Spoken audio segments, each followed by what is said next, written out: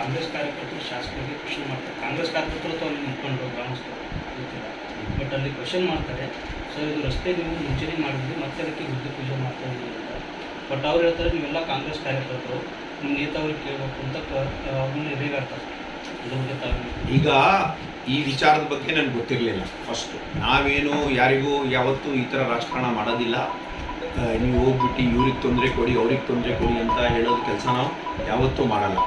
ಈಗ ಏನಾಗಿದೆ ಅಂದರೆ, ಅವತ್ತು ನಾನು ಇಲ್ಲಿದ್ದೆ, ಆದರೆ ನನಗೂ ಈ ಘಟನೆ ಆದಮೇಲೆ ಗೊತ್ತಾಯಿತು ಇದೇನಾಗಿದೆ. ಕಲ್ಯಾಣ ಪಥದ ಕೆಲಸ ಭಾಳಷ್ಟು ದಿನದ ಹಿಂದೆಯೇ ಇದು ನಮ್ಮ ರಾಷ್ಟ್ರೀಯ ಅಧ್ಯಕ್ಷರು ಮುಖ್ಯಮಂತ್ರಿಗಳು ಎಲ್ಲ ಬಂದು ಇನಾಗ್ರೇಷನ್ ಮಾಡಾಯಿತು ಅಲ್ವಾ.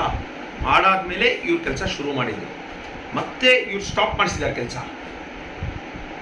ಯಾರು MLA ಅವರು ಸ್ಟಾಪ್ ಮಾಡಿಸಿದ್ದಾರೆ. ಸ್ಟಾಪ್ ಮಾಡಿಸಿ 3 ತಿಂಗಳಾದ ಮೇಲೆ ಮತ್ತೆ ಸ್ಟಾರ್ಟ್ ಮಾಡಿಸಿದ್ದಾರೆ. ಈಗ ಇದು ಸಾರ್ವಜನಿಕ ಕೆಲಸ. ನಾವು ತೆಂಗಿನಕಾಯಿ ಹೊಡೆದು ಸ್ಟಾರ್ಟ್ ಮಾಡೋದು ಮುಖ್ಯನಾ, ಅದು ರೋಡ್ ಆಗೋದು ಮುಖ್ಯನಾ, ಅದು ಅವ್ರು ಅರ್ಥ ಮಾಡ್ಕೋಬೇಕು. ನಾವು ಯಾವತ್ತೂ ಇವ್ರಿಗೆ ಹೋಗಿ ಅವ್ರಿಗೆ ತೊಂದರೆ ಕೊಡಿ ಅಂತ ಯಾವತ್ತೂ ಮಾಡ್ತಾ ಇಲ್ಲ. ಇದೇ ಕೆಲಸ ಅಲ್ಲ, ಬೇರೆ ಕೆಲಸ, ಗೌರ್ ರೋಡ್ ಆಗಲಿ ಬೇರೆ ರೋಡ್ಗಳು ಆಗಲಿ, ಎಲ್ಲದರಲ್ಲೂ ನಾವು ಒಂದೇ ಒಂದು ಒಳ್ಳೆ ರೋಡ್ ಆಗಬೇಕು, ಒಳ್ಳೆ ಕೆಲಸಗಳಾಗಬೇಕು, ಮ್ಯಾಕ್ಸಿಮಮ್ ದುಡ್ಡು ಖರ್ಚಾಗಿ ಕೆಲಸ ಆಗಬೇಕು ಅಂತ ಒಂದೇ ಉದ್ದೇಶದಿಂದ ನಾವು ಓಡಾಡ್ತಾ ಇದ್ದೀವಿ ಅಷ್ಟೇ. ಸರ್, ಅದೇ ಸಂದರ್ಭದಲ್ಲಿ ಅಲ್ಲಿ ಮುಖಂಡರು ಮದ್ಯ ಮಾರಾಟ ಆಗ್ತಾ ಇದೆ, ಮದ್ಯ ಮಾರಾಟ ಬಂದ್ ಮಾಡಿಸಿ ಅಂತ ಕೇಳಿದಾಗ ಕಾಂಗ್ರೆಸ್ ಸರ್ಕಾರ ಇದೆ, ಮತ್ತೆ ನಿಮ್ಮ ನೇತಾ ಕಾಂಗ್ರೆಸ್ ನೋಡ್ರಿ, ನಿಮ್ಮ ನೇತಾಗಿ ಹೇಳಿ ಅಂತ ಅವರು ಅಲ್ಲಿನ ಜನರಿಗೆ ಹೇಳ್ತಾರೆ ಸರ್. ಮತ್ತು ಇವ್ರು ನೇತಾಗಿ ಹೇಳಿ ಅಂದರೆ ರಿಸೈನ್ ಮಾಡಿ ಹೋಗಲಿ. ನಾನು ಮೊದಲು ಹೇಳಿದ್ದೀನಿ ಅಲ್ವಾ, ನೇತಾಗೆ ಯಾವಾಗಲೂ ಕೆಲಸ ಮಾಡ್ತಾ ಇರುವಾಗ ಮತ್ತೆ ಇವ್ರು ಯಾಕೆ, ನಾವು ಕಾಂಗ್ರೆಸ್ ಸರ್ಕಾರದವರು ಮುಖ್ಯಮಂತ್ರಿನೇ ಇನಾಗ್ರೇಷನ್ ಮಾಡಿದ್ರು, ಮತ್ತೆ ನೀವು ಯಾಕೆ ಸ್ಟಾಪ್ ಮಾಡಿದ್ರಿ ಅಲ್ವಾ, ನೀವು ಯಾಕೆ ಸ್ಟಾಪ್ ಮಾಡಿದ್ರಿ? ಮತ್ತೆ ಅಲ್ಲಿ ಮದ್ಯ ಮಾರಾಟ ಆಗ್ತಾ ಇದೆ, ಕಷ್ಟ ಆಗ್ತಾ ಇದೆ ಅಂದರೆ ಅವಾಗ ಕಾಂಗ್ರೆಸ್ ಸರ್ಕಾರ. ಇವಾಗ ಪೂಜೆ ಮಾಡಬೇಕಂದ್ರೆ ಇವ್ರು ಹೋಗ್ತಾರೆ, ಪೂಜೆ ಮಾಡೋಕ್ಕೂ ಸ್ಟಾಪ್ ಮಾಡಿ ನಾವೇ ನೋಡ್ಕೋತೀವಲ್ಲ, ಅಲ್ಲೂ ಇದು ಸ್ಟಾಪ್ ಮಾಡ್ತೀವಿ, ಕೆಲಸನೂ ಚೆನ್ನಾಗಾಗೋದನ್ನು ನೋಡ್ಕೋತೀವಿ. ಯಾಕೆ ಮಾಡೋದು? ರಸ್ತೆ ಬಗ್ಗೆ ಮಾತಾಡಿದ್ರೆ ಇಲ್ಲಿನ ಅಭಿವೃದ್ಧಿ ಬಗ್ಗೆ ನಾವು ಯಾವುದು ಬಸವ ಕಲ್ಯಾಣದ ಬಗ್ಗೆ ಅವರಿಗೆ ಕ್ವಶನ್ ಮಾಡಿದ್ರೆ ಜೇವರ್ಗಿ ಬಗ್ಗೆ ಅವ್ರು ಮಾತಾಡ್ತಾ ಇದ್ದಾರೆ ಸರ್. ಜೇವರ್ಗಿ ಬಗ್ಗೆ ಮಾತಾಡಂಗೆ ಇಲ್ಲ ನೋಡಿ. 55 ವರ್ಷದಿಂದ ನಾವು ರಾಜಕೀಯ ಮಾಡ್ತಾ ಇದ್ದೀವಿ ಅಲ್ಲಿ. ಇವ್ರು ಒಂದ್ಸಲ ಆಗ್ಬಿಟ್ಟು ನಾನೇ 25 ವರ್ಷ MLA ಆಗ್ತೀನಿ, 25 ವರ್ಷ MLA ಆಗ್ತೀನಿ ಅಂತ ದುರಾಂಕಾರದಿಂದ ಎಲೆಕ್ಟ್ ಮಾಡೋರು ಯಾರು? ಜನ. ಅವರ ಇದು ಇಚ್ಛೆ ಬಿಟ್ಟು ನಾನೇ ಆಗ್ತೀನಿ ಅಂತ ಹೇಳ್ತಾರೆ. ಅದಿಷ್ಟು ಮಟ್ಟಿಗೆ ಕರೆಕ್ಟ್ ಇದೆ ಅಂತ ನೀವು ಪ್ರಶ್ನೆ ಮಾಡಬೇಕು, ನಾವು ಹೇಳೋದು ಬೇಡ. ನೀವು ಪ್ರಶ್ನೆ ಮಾಡಬೇಕು. ಅವ್ರು ನೆಕ್ಸ್ಟ್ ಟೈಮ್ ಎಲೆಕ್ಷನ್, ಮತ್ತು ಎಲೆಕ್ಷನ್ನೇ ಬೇಡ, ಅವರೇ ಆಗಲಿ ಅಲ್ವಾ. ಯಾಕೆ ಎಲೆಕ್ಷನ್ ಬೇಕಾ? ವ್ಯವಸ್ಥೆ ಬೇಕಾ? ಇವ್ರಿಗೊಂದು ಸ್ಪೆಷಲ್ ಮಾಡೋಣ, ಇವ್ರಿಗೆ ನಾಮಿನೇಟ್ ಮಾಡಿ ಕಂಟಿನ್ಯೂಸ್ ಇವರೇ ಇರಲಿ, ಪರವಾಗಿಲ್ಲ. ಜನ ಅದೆಲ್ಲ ಕೇಳ್ತಾ ಇಲ್ಲ.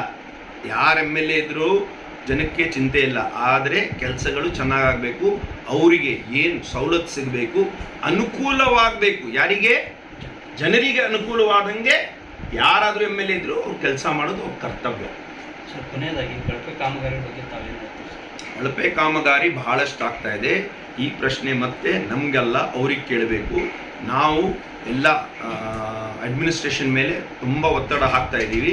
ಅಡ್ಮಿನಿಸ್ಟ್ರೇಷನು ಇನ್ನೂ ಆ್ಯಕ್ಷನ್ ತಗೋಬೇಕು, ಇನ್ನೂ ಸ್ಟ್ರಿಕ್ಟಾಗಿ ಕೆಲಸ ಆದಂಗೆ ಮಾಡಬೇಕು.